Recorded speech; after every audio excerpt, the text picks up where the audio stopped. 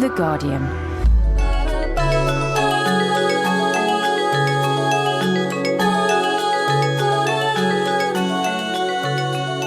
The Guardian Book Club with John Mullen, sponsored by David Stowe Cheddar.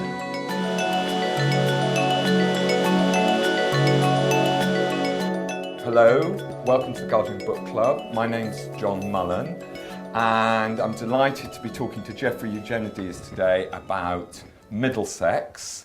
And there's always a little bit of a frisson, Jeffrey, when we get a Bag an American. An Oprah Book Club choice. And those of you here who fancy yourself as experts on Middlesex might want to test yourself if you go to the Oprah Book Club website. There is a Middlesex quiz. You could try it. It'd be shelling peas to you lot, you know. Have you ever looked at your Wikipedia entry? There's one for Middlesex. Yeah. And it says, in this book, Jeffrey Eugenides used materials from his own life, full stop. It is not an autobiography, full stop. And I just thought that was a kind of nice sort of paradox. So I wondered if I could start by asking whether it's true that you use materials from your own life in the book. Absolutely true. Yes. I was writing a story so far from my own experience that the only way I could do it was if I drew on my own life and tricked myself into thinking that this had happened in the same way that my own life happened. So Callie is born in 1960, as I was, in Detroit, Michigan, as I was. My grandparents came from Asia Minor, from a small town. My grandparents were silk farmers. From that, I then built a superstructure of a novel that had nothing to do with my own life. Are even some of the characters borrowed from your own life? There's resemblances. Desdemona, the Greek grandmother, has resemblances to my own grandmother. The fact that she was bedridden by choice. By choice, yeah. Seems to reflect my own grandmother. I mean, she might have been sicker than I knew, but she was a histrionic, elderly Greek woman who did ask us to pray for her to die. This was her most devout wish, was pray for me to die so I can go be with Papu. She wanted to go to heaven and be with her husband. So some of those things are true, but Desdemona's backstory in the novel, I knew nothing about my grandmother's childhood. She certainly did not fall in love with her brother. That's the most significant departure that I made. And all of that I had to invent. But by the time she's old, there's a certain resemblance, yes. Yeah. Is there a sense in which there's sort of extraordinary narrator of Middlesex, extraordinary, out of the ordinary, was a way of estranging yourself from all that kind of autobiographical or historical material? Well, I suppose so. It never occurred to me to write an autobiographical novel. It wouldn't interest me to write just about my life because it's too dull and too uneventful in the main, or too typical. And so I've usually searched for other stories that seem to me more compelling, that I can participate in the creation of. I don't just want to report on my life. I want to write about other lives. I certainly, when I wrote The Virgin Suicides, the biggest pleasure of that book was that I finally turned the camera away from myself in my writing and looked at my town and looked at the people I grew up with, and suddenly I had a lot of things to write about. But if I write about myself, not only do I feel that I can't get the truth on the page, I'm not interested in whatever truth I usually can replicate. And what about, I suppose I've talked to female novelists before about writing as a man. I've talked to male novelists about writing from a female point of view. But you're doing something pretty unprecedented in Middlesex. And how did you think about getting the narrative voice for this character who has been a girl, then becomes a man? Well, I didn't think about the fact that I'm writing from an intersex person's point of view. or that I have to have a kind of style in the book that would be considered a hermaphroditic style. I just consider that I'm writing about one person, right? Each intersex person is as different from the next intersex person as each person in this room is different from the person sitting next to them. So I didn't saddle myself with an obligation to speak for everyone. But I did have to go through many points of difficulty in creating the narrative voice, and there were two main problems. The first was the technical problem. I wanted to tell the book always from a first-person point of view, with an I voice, because I wanted to get inside this narrator and tell the story as intimately as I could. And I felt that the premise of the book was that we are all an I before we are a he or a she, and so I didn't want to have a third person narration. The other problem was very practical. So I didn't want to have a book where you have she up into page 250 and then he, or even the more dreadful S/HE. You know, so I allowed me not to run into the pronomial problems that I would have. So I began to write the book in first person, which works well if Callie or Cal is remembering his own childhood and his parents. But when I tried to write the historical sections of the novel in 1922, the burning of Smyrna and the immigrant experience, I could not animate Eleutherios or Desdemona or any of those characters in the first person. I had to use a third person voice to go into their minds and tell you what they were thinking. And I have many drafts of this book that were thrown away where I was trying to write about them in the first person. And the last point I can make is about how the voice sounds. Like, you had to ask yourself at the beginning of this book, should it sound like a woman writing? Should it sound like a man writing? And then that brings up the question, what does it mean to write like a woman or like a man?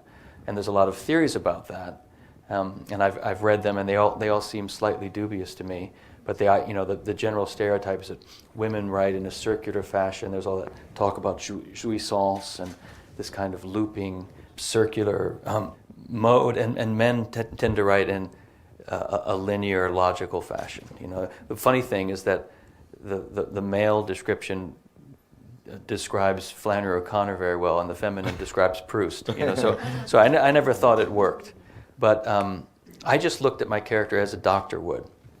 Cal is born with XY chromosomes, like a male.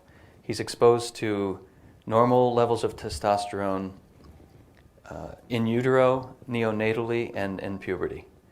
If it's true that these things affect your brain chemistry and histology, and if it then follows that results in a syntactic patterning that is identifiably male, then Cal would probably write as a male would. Now, I'm not sure that this is true, but let's just say it's true. Cal can just write like a man. So at that point, I gave myself permission just to create a voice for him. It had to be the voice that I thought he would write in, but I didn't have to worry at every moment that it sounded hermaphroditic or feminine or anything like that. These were all philosophical, technical problems I had to solve before I could write the first page of the book. But at a certain point, I did have this, this voice that was his. I still had to describe his girlhood in a way that women reading the book would believe seemed valid, seemed true. I wonder if you could say something about the relationship between what we've been talking about, the narrator, the very unusual narrator that you've invented and found a voice for the novel, and the sort of, I think, perhaps too often neglected narrative, novelistic form of the saga, which takes you through generations of a family, and you get to identify with characters who then die, and you have to identify the new set. Was there a kind of relationship between those two things for you? Well, the only way I've figured out to make a new kind of novel, I tried for years to do it by purely formal means, writing experimental fiction that lacked punctuation, or write an entire story that's one sentence long. Those kinds of things. You did those kind of things? Oh yeah, of course. Those things you do in graduate school and in college, and then you realize that actually they've all been done by someone 20 years before or 80 years before, and they cease to look so novel to you. And because I haven't been able to find a purely formal way of moving the novel forward, I began to think that another way to move it forward is in terms of content. And in this case, and in the case of the marriage plot, my present book, it's by combining old and new forms together, much in the way that musicians work. When they created rock and roll, they were putting blues and other forms of music together to get a different kind of beat. And musicians are quite happy to do that kind of mashup.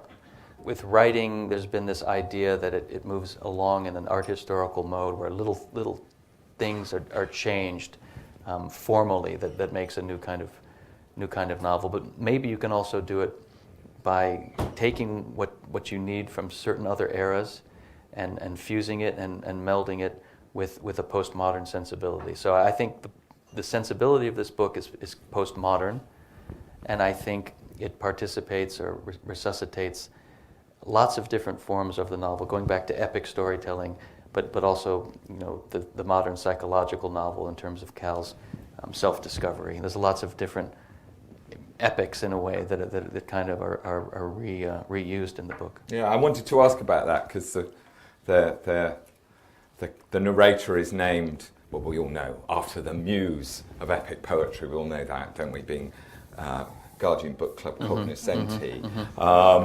One of the functions of these classical myths, including the myth of Hermaphroditus itself, is that actually they sort of offer better explanations than the scientific ones.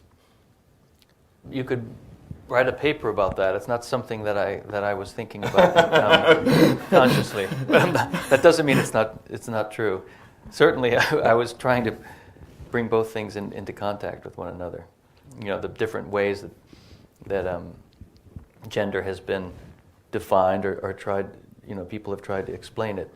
There's the loose version, which is a 70s sexological version, but there's also the ancient myths that grapple with the same idea. I mean, back of the entire book, and the reason I wrote it is that I think people have been puzzling this out since ancient times, and it's a question that can't entirely be answered, but that people have been wondering about. So it seemed to me it needed to be written about again.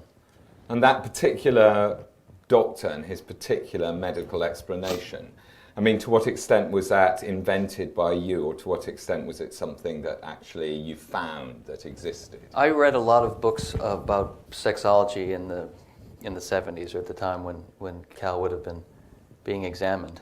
I had a wonderful book with the title Venus's Penises that proved invaluable with all of the studies of intersex children, different forms of intersexuality, lots of the pictures and things that I described, the medical photos, the kind of barbarity of the naked child forced to stand next to a height chart with the face blocked out.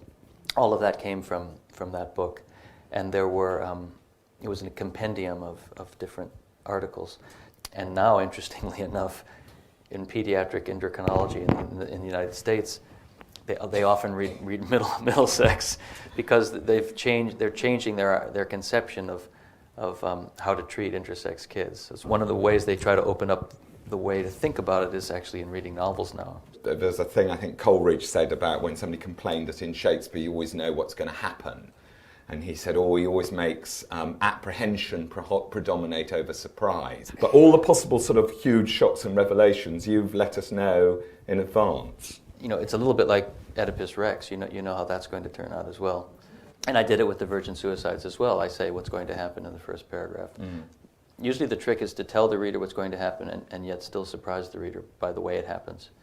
I think there's probably a number of things that happen in this book that are surprising, though, and a number that are foretold and that you experience twice in a way. You experience them when Desdemona and Lefty get together as somewhat of a shock. I know people have thrown the book across the room at that point, and then you experience them from Cal's point of view, which is the kind of doubling process that goes along with the first line of the book. They've thrown the book across the room because of the incest. Yes, I mean, and I understand why. I sympathize with that. I didn't want to write about incest particularly, and I didn't want to suggest that Cal's condition was the result of any kind of immorality.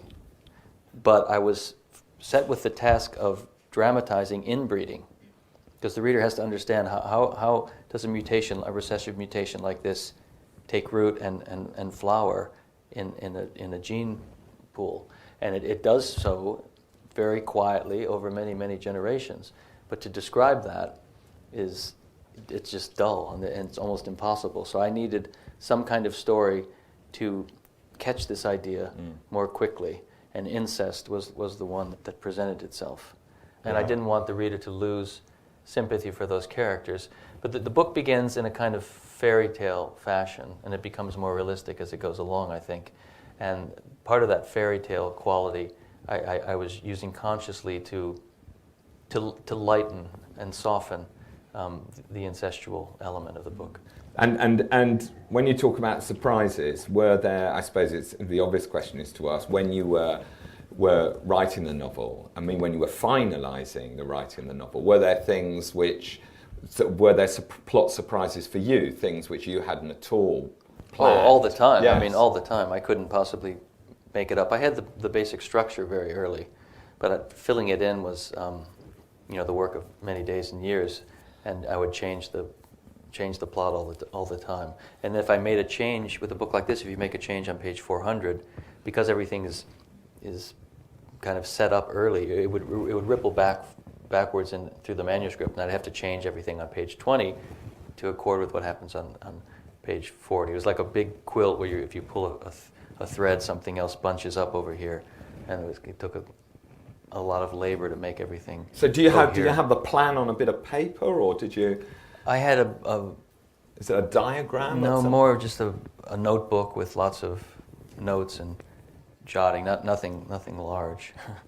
It is one of those books, one of those novels that deliberately sort of ends up with lots of things which some readers might want to have decided, still to be decided, and lots of things still in the future. No, I felt that everything that needed to be resolved was resolved with this book, where they were thinking of making it into a series for HBO. They asked me what happens after this. Yeah. And I said, nothing happens after that. That's it. 560 pages or whatever. It's enough of that. Once he decides to live as a man, you do understand what he becomes as an adult. You understand even his love life in the present.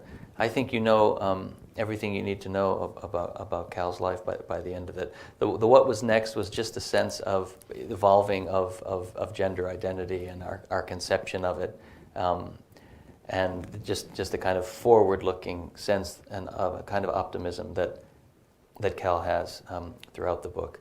Yes, it's time I gave everybody here a chance.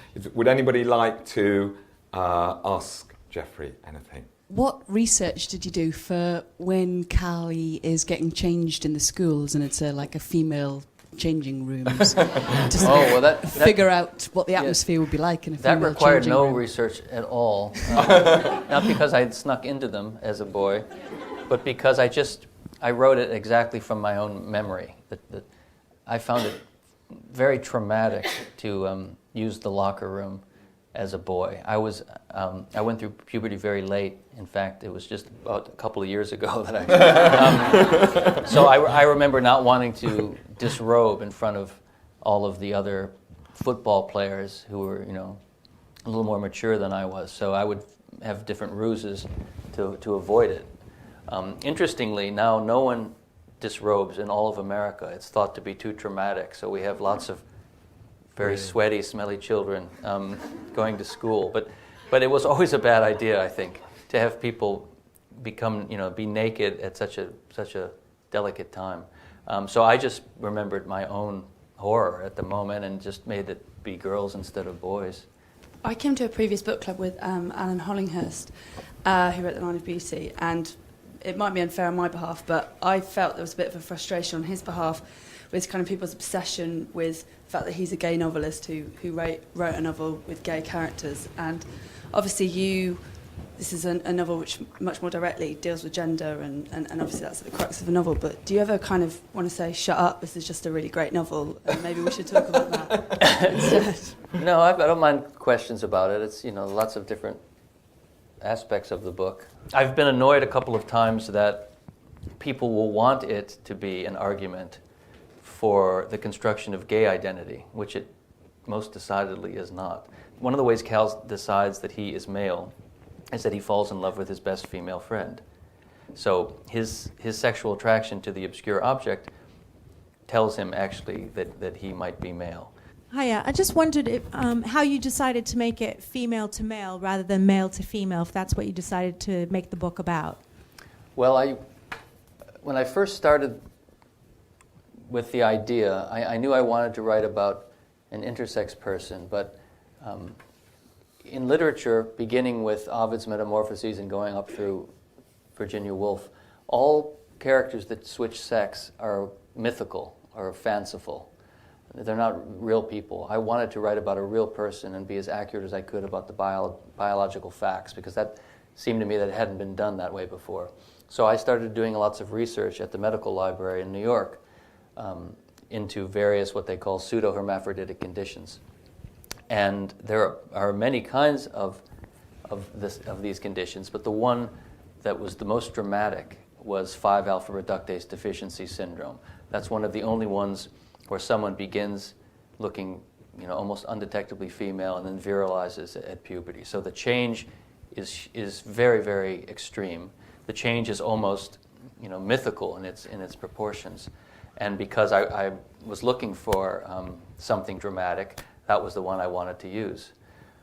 Some of the other ones, you would be born looking female and looking female your entire life, but you might have XY chromosomes, and you wouldn't really go through a metamorphosis really at all. So I didn't want to use those kinds.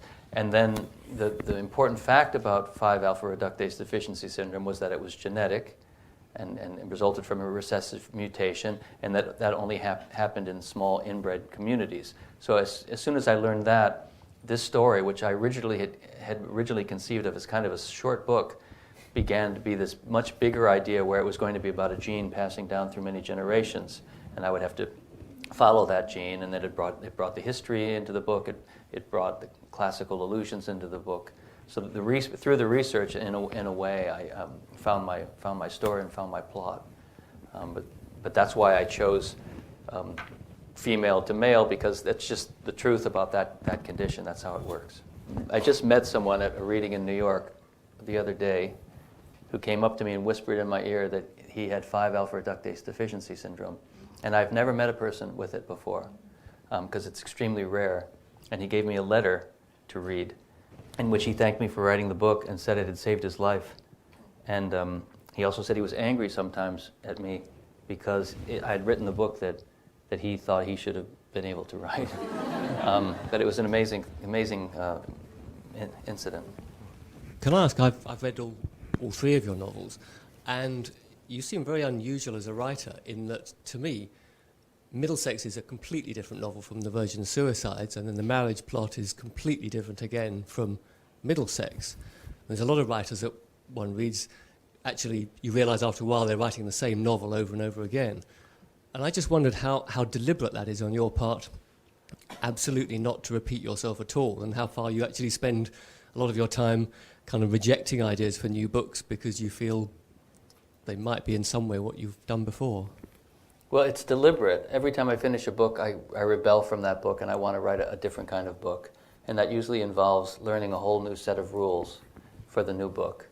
I never know how I'm going to write a book because I'm not writing the same kind of book twice. One of the reasons it takes me a long time is I'm often developing, in a sense, an entirely new style and a new narrative strategy for the next book. I don't know if I'll do that forever. I've done it so far. And it's just, that's what interests me to do. While you're working on a book, you're learning certain things. And what you learn allows you to write your next book. So with Middlesex, I began to create characters and go into the characters' heads much more than with The Virgin Suicides. And I knew when I finished Middlesex that now I had the capacity to really do deeper characterization. So I knew that the marriage plot would be a book that would be less extensive in terms of the time span, but would go deeper into the minds of the characters and really track their consciousness and try to describe every bit of their emotional and intellectual life. And it required it turned out to be a quite different book for those very, very reasons.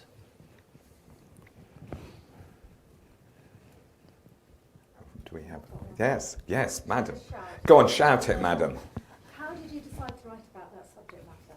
This one? Yes. A couple of reasons, I think.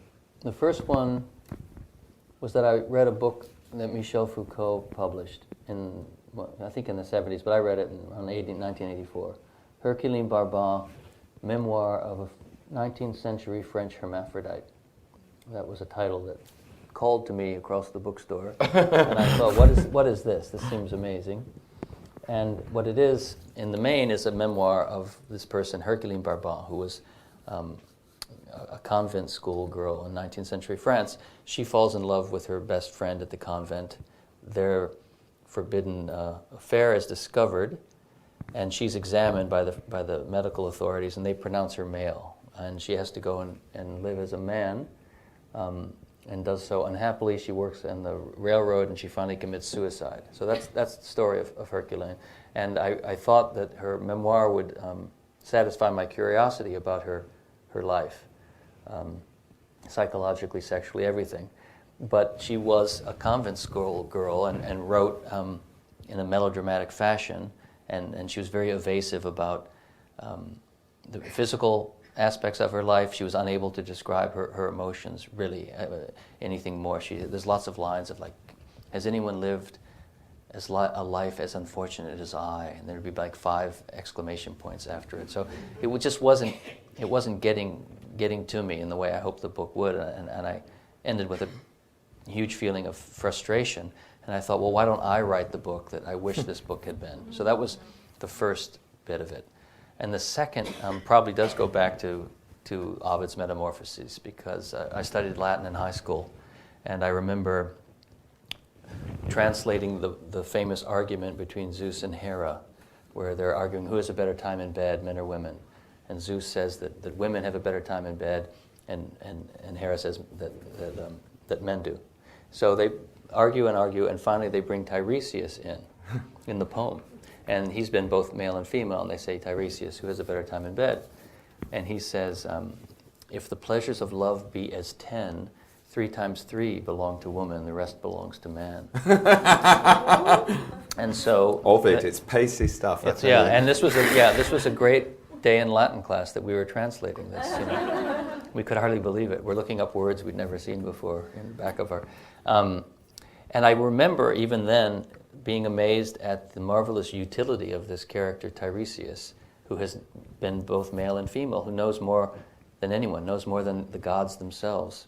And I think it, in some way stayed with me, this idea, because if you're a novelist, your job is to know as much as you can about male and female experience, all human experience. That's why we value Tolstoy and Shakespeare and the writers who have been particularly gifted at that. So why not, if that's what you want, every novelist really should have a hermaphroditic imagination.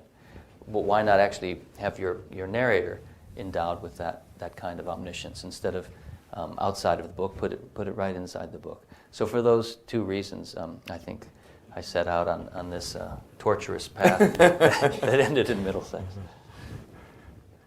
Well, maybe I should just say that Jeffrey, he's like status quo on tour. He's been doing lots and lots of dates, but you would never know it.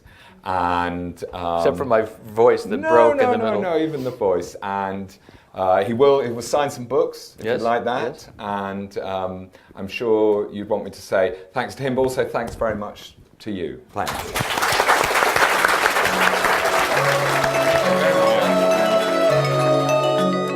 The Guardian Book Club with John Mullen is sponsored by David Stowe Cheddar. Cornish cheddars made with over 60 years of knowledge, time and skill.